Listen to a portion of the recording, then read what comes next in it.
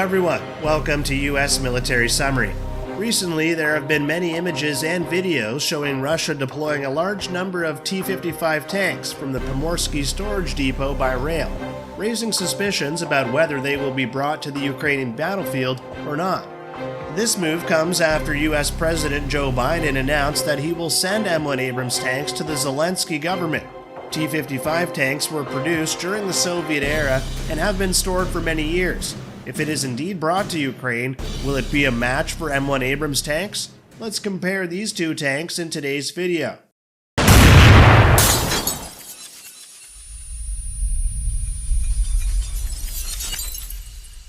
History of T-55 and M1 Abrams.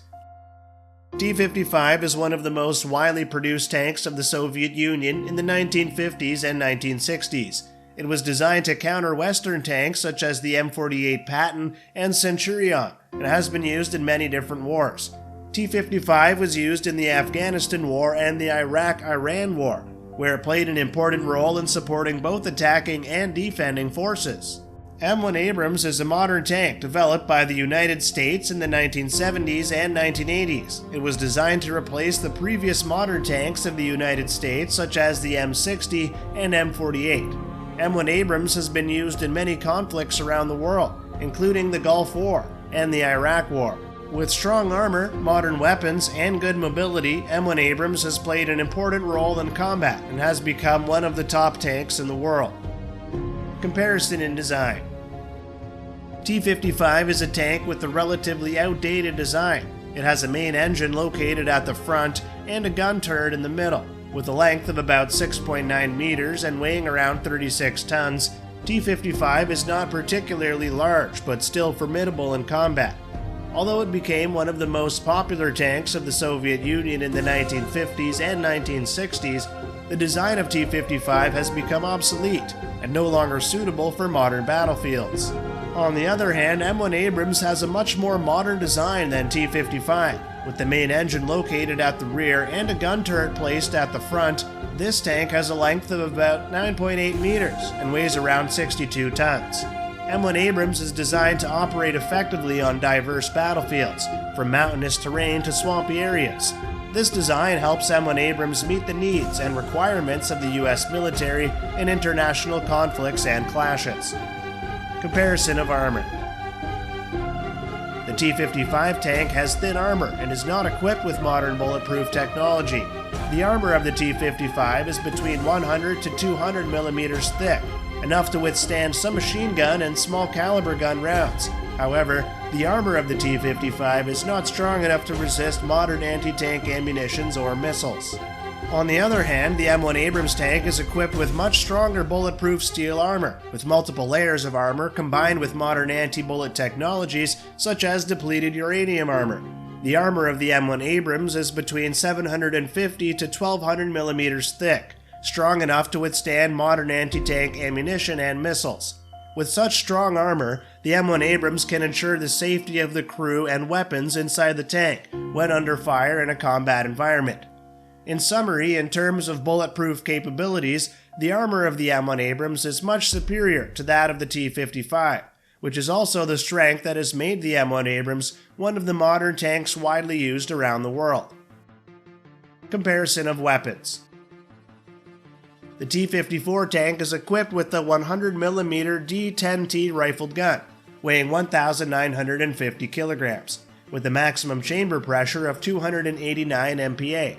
The gun can achieve an elevation angle of 16.5 degrees or a depression angle of 5 degrees. It is more powerful than the 90mm M3A1 gun on the M48 Patton tank and the 20-pounder 84mm gun on the Centurion tank.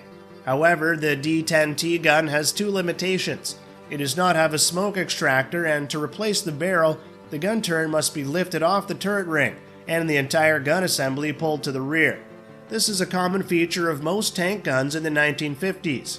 All T-54 variants produced between 1947 and 1958 can carry only 34 gun shells, while the T-55 baseline version can carry up to 43 shells.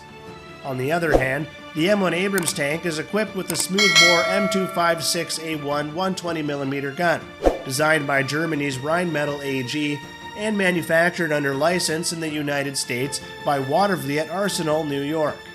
The M1 Abrams has two machine guns, 7.62mm and 12.7mm, and the ability to fire anti-tank and anti-aircraft missiles.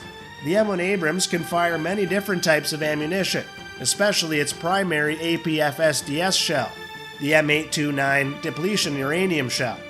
The M1 Abrams can also fire high-explosive anti-tank rounds, heat rounds, such as the M830 and the latest version, the M830A1, which combines a sophisticated multi-mode electronic sensor fuse and more fragments, allowing it to effectively engage armored vehicles and low-flying aircraft.